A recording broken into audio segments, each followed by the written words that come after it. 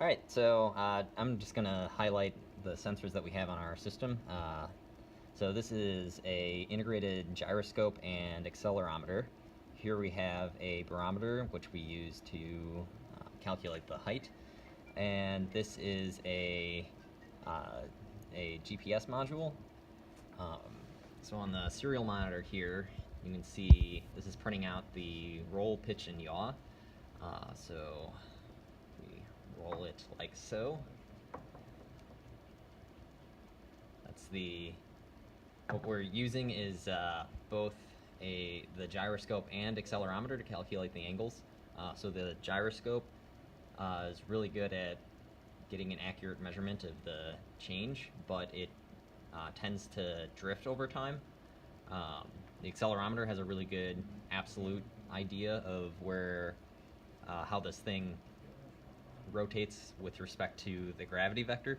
So, but the problem with the accelerometer is it has very noisy data. So what we're doing here is we're using a complementary filter which takes some data from the gyroscope, and I think only 2% of the data each time step is taken from the accelerometer.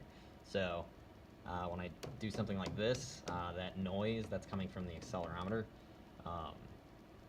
it always goes away pretty quick. And as we move, pitch, or roll it around, it converges fairly quickly on the absolute angle. Another thing to point out here is the yaw angle is constantly growing. So to calculate any of these angles from the gyroscope, you take the rotational velocity and multiply it by the time since the last time step.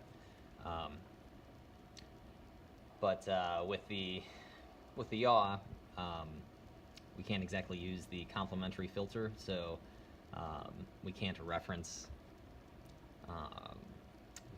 the gravity vector since it's technically acting straight down.